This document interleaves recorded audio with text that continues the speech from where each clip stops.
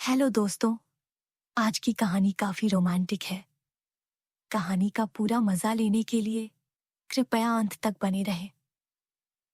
उस दिन खाना परोसते हुए रूपिया बाई चीख पड़ी कि उसे चींटी काट रही है और मेरे सामने ही उसने अपनी साड़ी उठाकर अपनी टांगों पर चींटी ढूंढने का ड्रामा शुरू कर दिया।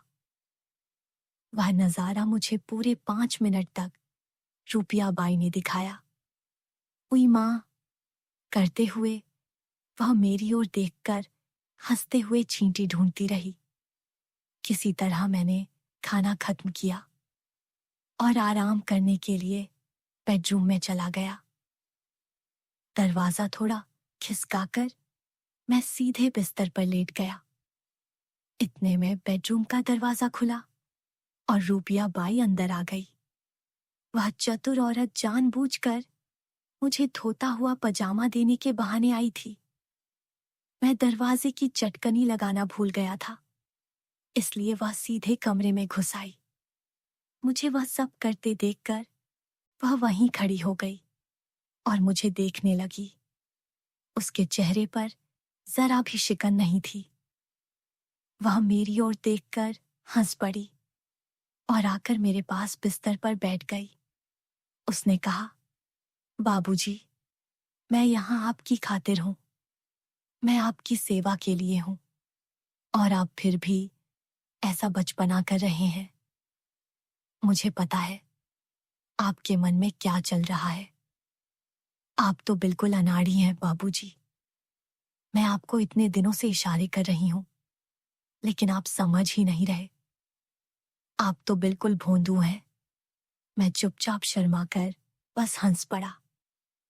आखिर मेरी चोरी पकड़ी गई थी। मेरी हालत देखकर रूपिया बाई की आंखें चमक उठीं। वह बोली, मेरा नाम लेकर कर रहे थे ना बाबूजी। मैं यहाँ आपकी सेवा में हूँ। फिर मैंने भी देर नहीं की और रूपिया बाई के साथ पूरी रात। हेलो दोस्तों, स्वागत है आप सभी का हमारी एक और रोमांचक कहानी में। उम्मीद करती हूँ कि आपको यह कहानी बहुत पसंद आएगी। मैं कुछ ही महीने पहले यहाँ नौकरी करने के लिए आया था। बीए करने के बाद यह मेरी पहली नौकरी थी। जिस फैक्ट्री में मैं जॉब करता था वह एक छोटे शहर के बाहर कमरपिंड के पास थी। वहां कोई जाना पसंद नहीं करता था, इसलिए अच्छी सैलरी के साथ कंपनी ने मुझे कॉलोनी में एक बंगला भी रहने के लिए दे दिया था।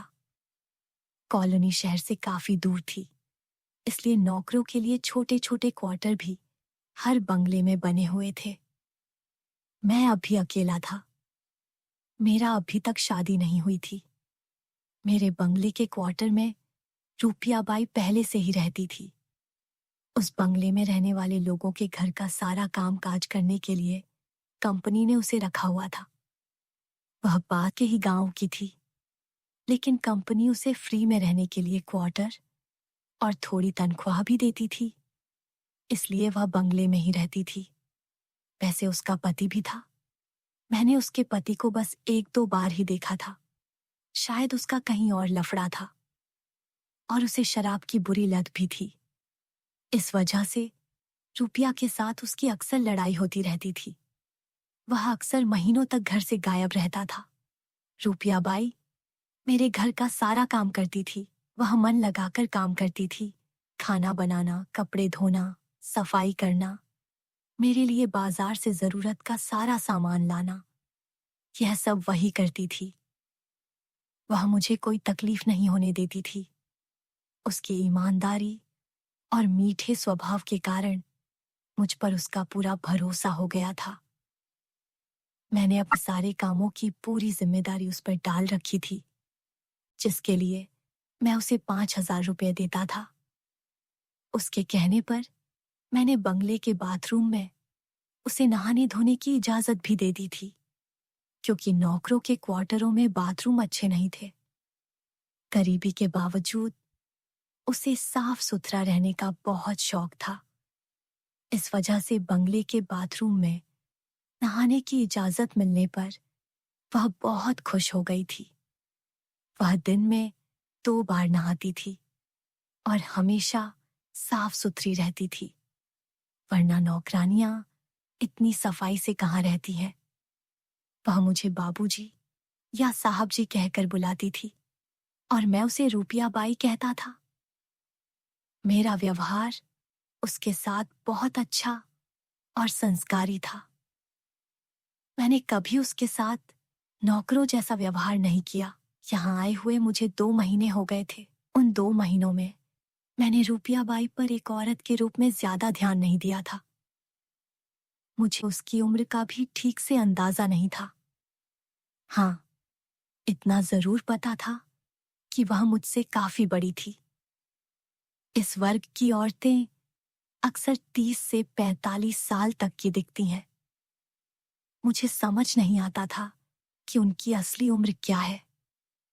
कुछ जल्दी बूढ़ी लगने लगती हैं, तो कुछ 50 की होने पर भी 30-45 की दिखती है। मेरे ख्याल में रूपिया की उम्र 30 से 45 साल तक की दिखती है। 40 साल की होगी। उसका शरीर एकदम मजबूत था। उसके काम करने की फुर्ती देखकर मैं मन ही मन उसकी तारीफ करता था कि इस औरत में कितनी ऊर्जा है। कभी कभी वह पान भी खाती थी तो उसके होंठ लाल हो जाते थे। मुझे पान खाने का शौक नहीं था, लेकिन जब वह मेरे पास से गुजरती तो उसके खाए हुए पान की खुशबू मुझे बहुत अच्छी लगती थी। धीरे धीरे मैं उसे एक नौकरानी की नजर से नहीं, बल्कि एक औरत की तरह देखने लगा। मैं भी एक 23 साल का जवान मर्द था और जवानी अपना रंग न दिखाए, ऐसा तो हो नहीं सकता। काम खत्म होने पर जब मैं घर आता तो मेरे पास करने को कुछ नहीं होता था, सिवाय टीवी देखने और अखबार पढ़ने के। कभी कभी मैं क्लब चला जाता था, लेकिन मेरे अकेलेपन के स्वभाव के कारण मैं अक्सर घर में ही रहना पसंद करता था। रूपिया बाई काम करती रहती थी और मेरी नजर अपने आप उसके फुर्तीले शरीर पर टिक जाती थी। शायद इसी तरह चलता रहता, लेकिन एक दिन एक ऐसी घटना हुई कि रूपिया बाई के प्रति मेरी भावनाएं अचानक बदल गईं। एक दिन बैडमिंटन खेलते समय मेरे पैर में मोच आ गई। शाम तक पैर सूज गया था। इस वजह से अगले दिन मैं काम पर भी नहीं जा सका। मैंने डॉक्टर की लिखी दवाइयां ली और मलहम वगैरह लगाया, लेकिन दर्द कम नहीं हो रहा था। रूपिया बाई ने मेरी हालत देखकर कहा, साहब जी, क्या मैं आपके पैर की मालिश कर दूं? मैंने मना कर दिया। मुझे भरोसा नहीं था। मुझे डर था कि कहीं पैर और ज्यादा न सूज जाए। वैसे भी एक औरत से पैर दबवाना ठीक नहीं था। रूपिया मुझे बहुत मानती थी। वह मेरी सेवा का एक भी मौका नहीं छोड़ना चाहती थी। उसने कहा, साहब जी, आप मालिश करवा लें, आपको तुरंत आराम मिलेगा। देखिए तो सही, मैं बहुत अच्छी मालिश करती हूँ। गांव में अगर किसी को इस तरह मोच आ जाती है तो मुझे ही बुलाया जाता है। उसके चेहरे के उत्साह को देखकर मैंने हाँ कर दी ताकि उसे बुरा न लगे। उसने मुझे बिस्तर पर लिटाया। फिर वह रसोई में जाकर तेल गर्म करके ले आई। फिर मेरे पजामे के ऊपर से मेरे पैरों की मालिश करने लगी। उसके हाथों में सचमुच जादू था। मुझे बहुत अच्छा लग रहा था। काम करने की वजह से उसके हाथ थोड़े सख्त हो गए थे, फिर भी उनका दबाव मेरे पैरों को बहुत आराम दे रहा था। उस दिन मैंने पहली बार इतने करीब से रूपिया बाई को अच्छी तरह देखा। वह मगन होकर मालिश करने में लगी थी, इसलिए उसका ध्यान मेरे चेहरे पर नहीं था। मैं चुपचाप उसे घूरने लगा। सादे कपड़ों में लिपटे उसके सादे रूप के नीचे छुपी उसके शरीर की सुंदरता मुझे महसूस होने लगी थी। देखने में वह बिल्कुल साधारण थी। उसने अपने बाल जूड़े में बांधे हुए थे। जूड़े पर उसने फूलों की माला पहनी हुई थी। उसका गेहुआ रंग, माथे पर चमकती बिंदी और नाक में नथनी थी। गांव की औरतों की तरह उसने धोती की तरह साड़ी पहनी थी। उसके हाथों का स्पर्श और करीब से दिखने वाली उसकी सादी सुंदरता मुझ पर जादू कर रही थी। मेरा मन बेताब होने लगा। मैं परेशान हो रहा था। मैं उसके सामने अपने मन को मारने के सिवा कुछ नहीं कर सकता था। इसलिए मैं पलटकर पेट के बल सो गया। वह कुछ नहीं बोली। पीछे से ही वह मेरे पैर की मालिश करती रही। अब मैं उसके बारे में कुछ भी सोचने के लिए आजाद था। मन ही मन मेरे लड्डू फूटने लगे। अगर रूपिया बाई प्यार करेगी तो कैसे करेगी? 10 मिनट बाद वह बोली, अब सीधे हो जाइए साहब जी। मैं अब पैर मोड़कर मालिश करूंगी। आप एकदम सीधे चलने लगेंगे। मैं उसे मना करने लगा। मैंने कहा, बस अब बहुत हो गया। मुझे अब बेहतर लग रहा है। अब तू जा। आखिर मैं अपने बेताब मन को उसे कैसे दिखाता? लेकिन वह कहाँ मानने वाली थी। मजबूर होकर मैंने पलटी मारी और मन ही मन प्रार्थना करने लगा कि उसे मेरे मन की दशा न पता चल जाए। लेकिन वह कुछ नहीं बोली और 5 मिनट में मालिश खत्म करके बोली, बस हो गया साहब जी, अब आप आराम करें। कमरे से बाहर जाते जाते वह मुस्कुराकर बोली, अब देखिए साहब जी, आपकी सारी परेशानी दूर हो जाएगी। उसकी आंखों में एक अलग सी चमक थी। मैं सोचने लगा कि कहीं उसके इस तरह कहने के पीछे कोई मतलब तो नहीं छिपा है। उसकी मालिश की वजह से मैं उसी दिन से झटपट चलने फिरने लगा। अगले दिन उसने फिर से एक बार मालिश की और मेरा पैर पूरी तरह ठीक हो गया। इस बार मैं पूरी तरह चौकस था और अपने मन पर पूरा कंट्रोल रखा था। पता नहीं क्यों मुझे लगा कि जाते जाते रूपिया बाई थोड़ी उदास सी लग रही थी। अब उसे देखने की मेरी नजर बदल सी गई थी।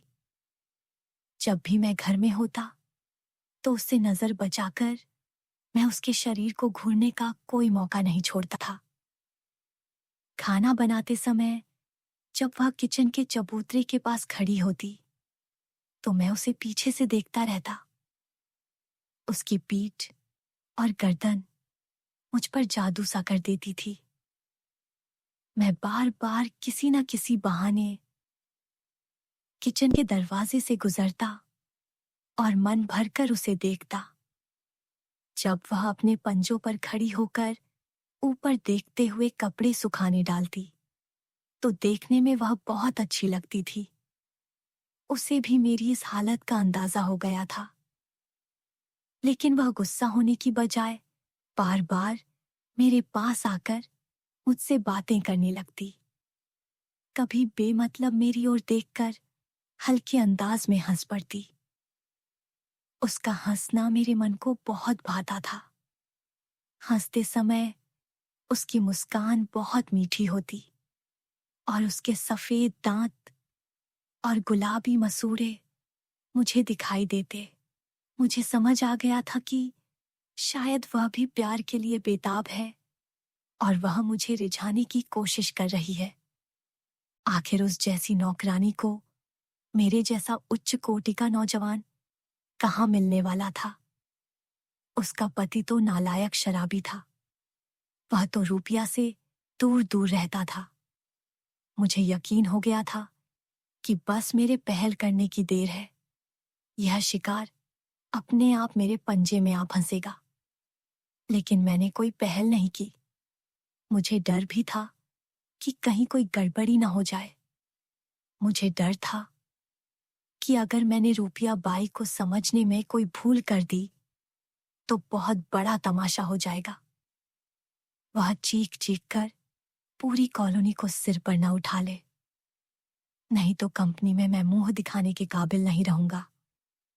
लेकिन रूपिया बाई ने मेरी प्यार भरी नजर को पहचान लिया था। अब उसने आगे कदम बढ़ाना शुरू कर दिया। वह बहुत चालाक थी। मेरे ख्याल में उसने गड़बड़ी ना हो जाए। मुझे डर था कि अगर मैंने रूपिया बाई को समझने में कोई भूल कर दी तो बहुत बड़ा तमाशा हो जाएगा। वह चीख चीख कर पूरी कॉलोनी को सिर पर न उठा ले, नहीं तो कंपनी में मैं मुंह दिखाने के काबिल नहीं रहूंगा। लेकिन रूपिया बाई ने मेरी प्यार भरी नजर को पहचान लिया था। अब उसने आगे कदम बढ़ाना शुरू कर दिया। वह बहुत चालाक थी। मेरे ख्याल में उसने मन में ठान लिया था कि वह मुझे फंसाकर ही रहेगी। अब जब वह मेरे सामने होती तो उसका दुपट्टा बार बार गिर जाता। खासकर मेरे कमरे में झाड़ू लगाते समय तो उसका दुपट्टा गिरा ही रहता था। अब मैं उसके मोह के जाल में पूरी तरह फंस चुका था। उसकी नजरों से नजर मिलाना मैंने छोड़ ही दिया था। कहीं उसे मेरी नजरों में छुपा प्यार ना दिख जाए। अक्सर खाना खाने के बाद मैं 10 मिनट तक बैठा रहता। मैं उठता नहीं था ताकि मेरी बेताबी उसे न दिख जाए। यह ज्यादा दिन चलने वाला तो नहीं था। आखिर शनिवार को छुट्टी के दिन की दोपहर मेरा बांध टूट ही गया। उस दिन खाना परोसते समय रूपिया चीख पड़ी कि उसे चींटी काट रही है और मेरे सामने ही उसने अपनी साड़ी उठाकर अपनी टांगों पर चींटी ढूंढने का ड्रामा शुरू कर दिया। उई उई करते हुए वह मेरी ओर देखकर हंसते हुए चींटी ढूंढती रही। किसी तरह मैंने खाना खत्म किया और आराम करने के लिए बेडरूम में चला गया। दरवाजा थोड़ा सा खिसकाकर मैं सीधे बिस्तर पर लेट गया। इतने में बेडरूम का दरवाजा खुला और रूपिया बाई अंदर आ गई। वह चालाक औरत जानबूझकर मुझे मेरे कपड़े देने के बहाने आई थी। मैं दरवाजे की चटकनी लगाना भूल गया था, इसलिए वह सीधे कमरे में घुस आई। मुझे यह सब करते देखकर वह वहीं खड़ी हो गई और मुझे देखने लगी। मैं तो एकदम सहम गया था। रूपिया के चेहरे पर जरा भी शिकन नहीं थी। वह मेरी ओर देखकर हंसने लगी और आकर मेरे पास बिस्तर पर बैठ गई। वह बोली, क्या है साहब जी, मैं यहाँ आपकी खातिर और आपकी सेवा करने के लिए हूं। आप फिर भी ऐसा बचपना कर रहे हैं। मुझे पता है कि आपके मन में क्या है। आप तो बिल्कुल अनाड़ी हैं बाबूजी। मैं आपको इतने दिनों से इशारे कर रही हूं, लेकिन आप बिल्कुल नहीं समझते। आप तो भोंदू हैं साहब जी। मैं एकदम चुप था। मैं उसकी ओर देखकर शर्माकर बस मुस्कुराने लगा। आखिर मेरी चोरी पकड़ी गई थी। मेरी हालत देखकर रूपिया की आंखें चमक उठीं। वह बोली, मेरा नाम याद कर रहे थे ना बाबूजी। मैं यहाँ आपकी सेवा में तैयार हूं। आप मेरे होते हुए यह सब क्यों कर रहे हैं? वैसे भी आपके जैसा खूबसूरत मूड़ा हमारे जैसे गरीबों के नसीब में कहाँ होता है। उसके इस तरह कहने पर मैं भी शुरू हो गया, लेकिन वह छूटकर खड़ी हो गई और खीखी करके हंसने लगी। वह बोली, अब नहीं बाबूजी। यह कहकर वह मेरे कमरे से बाहर चली गई। जाते जाते मेरे चेहरे की निराशा देखकर वह बोली, साहब जी, इस तरह मुंह न लटकाएं। मैं आ जाऊंगी। अभी यहां कोई आ सकता है। आप थोड़ा सब्र रखें। मैं रात को आऊंगी। उसके मुंह से यह बात सुनकर मैं पूरी तरह खुश हो गया और मेरी आंख लग गई। मैं सीधे शाम को ही उठा। मन में खुशी के लड्डू फूट रहे थे। मैंने कमरे के बाहर जाकर देखा तो रूपिया बाई गायब थी। टाइम पास करने के लिए मैं क्लब चला गया। जब रात को 9 बजे मैं वापस आया तो खाना टेबल पर रखा हुआ था। रूपिया बाई अभी भी गायब थी। मैं समझ गया कि वह अब सीधे सोने के समय ही आएगी। आखिर उसे भी एहसास होगा कि रात को कोई उसे मेरे घर में न देख ले। दिन की बात और है, वैसे भी घर की चाबी उसके पास थी। मैं जाकर नहाया और फिर खाना खाकर अपने कमरे में चला गया। रात 10 बजे दरवाजा खोलकर रूपिया बाई अंदर आ गई। मन ही मन मैंने उसकी हिम्मत की दाद दी। मैं भी समझ गया कि वह भी प्यार के लिए तरस रही होगी। उम्र में वह मुझसे काफी बड़ी थी। वह करीब मेरी मासी की उम्र की थी। वह आकर मेरे पास बैठ गई। वह मुझे बोली, वाह बाबूजी, क्या बात है, मेरी याद आ रही थी। वह मुझे गले लगाकर बोली, कोई बात नहीं मेरे बाबूजी, आपके जैसा नौजवान नहीं बहकेगा तो और कौन बहकेगा। मेरे बाबूजी को यह गांव की औरत इतनी अच्छी लगी। उम्र में आप मुझसे कितने छोटे हैं, लेकिन फिर भी आपको मैं इतनी पसंद आ गई। पिछले जन्म में मैंने जरूर अच्छे कर्म किए होंगे। चलो, अब तो मैं आ गई हूं। अब तो आप खुश हैं ना? अब आप मेरा गहना मान लो। आराम से पड़े रहो और मुझे मेरा काम करने दो। थोड़ी देर बाद रूपिया बाई उठी और मुझे प्यार देकर जाने लगी। उसकी आंखों में असीम प्यार और खुशी की भावना थी। मैंने उसका हाथ पकड़कर कहा, अब कहाँ जाती हो रूपिया बाई? यहीं सो जाओ मेरे पास, अभी तो रात बाकी है। वह हाथ छुड़ाकर बोली, नहीं बाबूजी, मैं कोई आपकी वधू थोड़े ही हूं। कोई देख लेगा तो आफत हो जाएगी। वह थोड़ा घबरा रही थी, इसलिए मैंने उसे जाने दिया। अगले दिन से मेरा जीवन पूरी तरह निखर गया। रूपिया बाई सुबह सुबह चाय बनाकर मेरे बेडरूम में लाती और मुझे जगाती। मैं चाय पीता और फिर नहा धोकर नाश्ता करके ऑफिस चला जाता। दोपहर को जब मैं घर आता तो रूपिया बाई एकदम तैयार रहती। उसे बेडरूम में ले जाकर मैं अपना काम करता। अब मुझे पता चल गया था कि प्यार किस चीज का नाम है।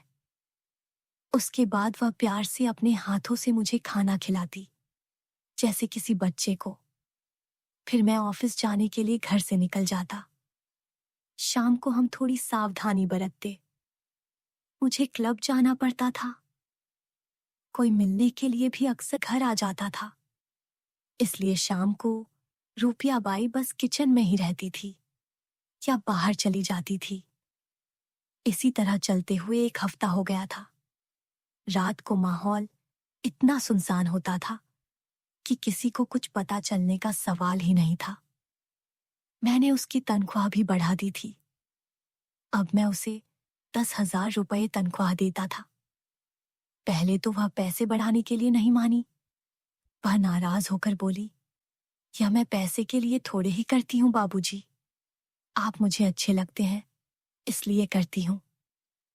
लेकिन मेरे ज्यादा जोर देने पर वह मान गई। उसके बाद वह बहुत खुश हो गई थी। मुझे लगता है कि उसकी वह खुशी पैसे की वजह से नहीं, बल्कि इसलिए थी कि उसे प्यार करने के लिए मेरे जैसा नौजवान मिल गया था। मेरी छुट्टी होने पर मैं घर में ही रहता। मैं उसके साथ बातें करने लगता। जब वह किचन में खाना बनाती तो मैं उसके पीछे खड़ा होकर उसे देखता रहता। इससे उसे भी बहुत अच्छा लगता था। अब मुझे उसकी ऐसी आदत लग गई थी कि मैं सोचता था कि अगर रूपिया बाई ना होती तो मैं आखिर क्या करता। एक बार रविवार को वह सुबह ही गायब हो गई। सुबह से दोपहर हो गई, फिर दोपहर से शाम, फिर शाम से रात। लेकिन रूपियाबाई का कुछ पता नहीं था कि वह कहाँ गई और क्यों गई। मैं लेटे लेटे उसका इंतजार करते करते सो गया। रात को नींद के बाद जब सुबह मैं उठा तो देखा कि रूपियाबाई वापस आ गई है। वह चाय लेकर खड़ी थी। मैंने उससे कहा, क्यों रूपियाबाई, कल तू कहाँ गायब थी? तू कहाँ चली गई थी? वह इशारा करते हुए बोली, मैं तो आपके ही काम के लिए गई थी बाबूजी। यह देखो मैं आपके लिए क्या लाई हूं। मैंने देखा तो दरवाजे पर एक जवान लड़की खड़ी थी। वह लड़की थोड़ा शर्मा जरूर रही थी, लेकिन वह टकटकी लगाकर मुझे और रूपियाबाई को देख रही थी। मैंने रूपियाबाई से पूछा, यह कौन है? वैसे रूपियाबाई बाई और उस लड़की की शक्ल इतनी मिलती थी कि मैं समझ गया कि वह लड़की कौन है। रूपियाबाई ने भी पुष्टि की, बाबूजी, यह गीता है, मेरी बेटी। यह 20 साल की है। 2 साल पहले मैंने इसका विवाह किया था। इसका अब एक बच्चा भी है। मैं गीता को बड़े गौर से देख रहा था। रूपियाबाई उसे यहाँ क्यों लाई थी, यह भी मुझे थोड़ा थोड़ा समझ में आ रहा था। गीता रूपिया की तरह ही सांवली थी और उससे कहीं ज्यादा सुंदर भी थी। रूपियाबाई से वह थोड़ी छोटी थी और उसका शरीर भी रूपियाबाई की तरह भरा हुआ था। उसे देखकर मैं बहुत खुश हो गया। दोस्तों, कहानी लंबी है। इसका अगला भाग फिर आएगा। अगर वीडियो अच्छा लगे तो कृपया लाइक, शेयर और चैनल को सब्सक्राइब जरूर करें। मिलते हैं एक और नई कहानी के साथ। धन्यवाद।